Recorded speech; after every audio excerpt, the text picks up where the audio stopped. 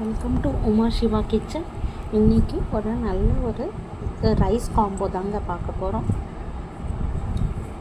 பீர்க்கங்காய் கத்திரிக்காய் கிரேவி தாங்க பார்க்க போகிறோம். வாங்க வீடியோக்குள்ளே போகலாம்.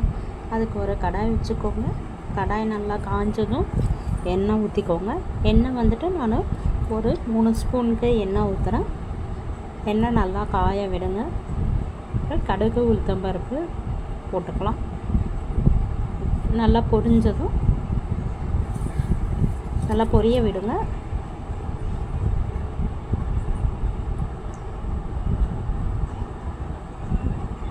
வெறுமே நம்ம பீர்க்கங்காய் போட்டும் செய்யலாம், கத்திரிக்காய் கூட ஆட் பண்ணாலும் பரவாயில்ல.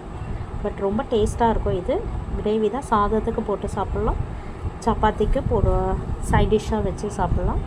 பாருங்கள், நல்லா கடுகு வெடியுது. இப்போது நம்ம ஒரு மீடியம் சைஸ் வெங்காயம் நான் வச்சுருக்கேன். நான் ஒரு 1/4 கிலோ பீர்க்கங்காய் எடுத்திருக்கேன்.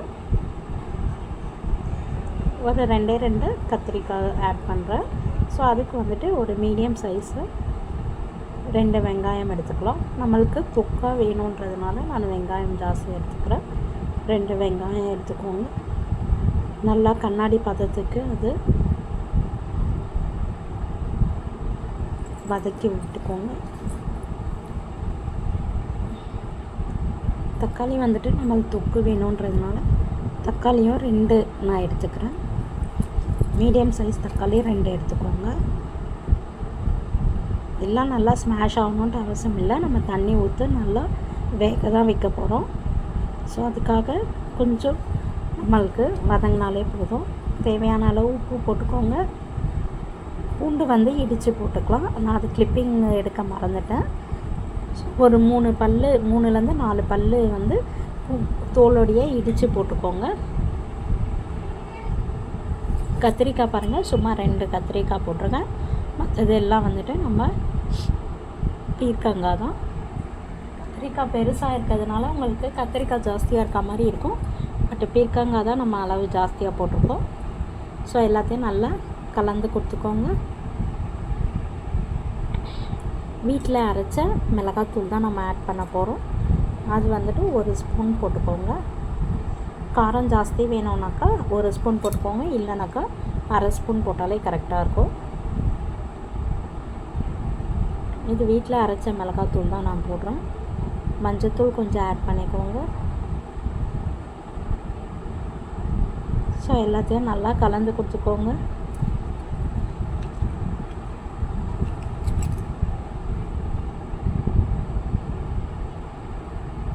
நல்லா கலந்து கொடுத்துட்டா நம்மளுக்கு எல்லா சைடும் அந்த காரம் ஸ்ப்ரெட் ஆகும். ஸோ தண்ணி ஊற்றிக்கலாம். தண்ணி இந்த காய் வேகிற அளவுக்கு தண்ணி ஊற்றிக்கோங்க. எப்போவுமே காயும் தண்ணி ஒரே அளவாக இருக்கணும். அப்போ தான் கரெக்டாக இருக்கும். நம்மளுக்கு காய் வெந்து வரும்போது கரெக்டாக இருக்கும்.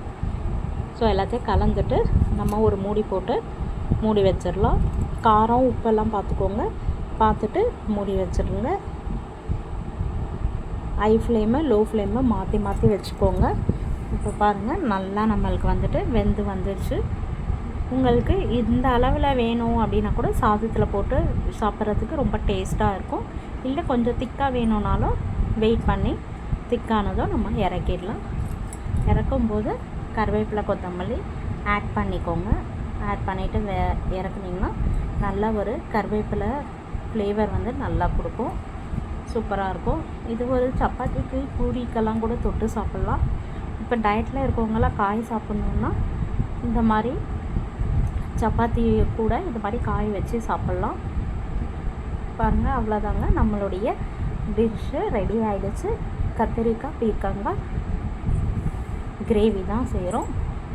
சூப்பராக ரெடி ஆகிடுச்சு. இந்த வீடியோ பிடிச்சிருந்ததுன்னா லைக் பண்ணிக்கோங்க, ஷேர் பண்ணிக்கோங்க, சப்ஸ்கிரைப் பண்ணிக்கோங்க. உங்கள் ஃப்ரெண்ட்ஸ் அண்ட் ரிலேட்டிவ்ஸ்க்கும் ஷேர் பண்ணிக்கோங்க. நம்ம சேனலில் நிறைய வீடியோஸ் அப்லோட் பண்ணியிருக்கோம், அதுவும் போய் செக் பண்ணுங்கள். தேங்க்ஸ் ஃபார் வாட்சிங்.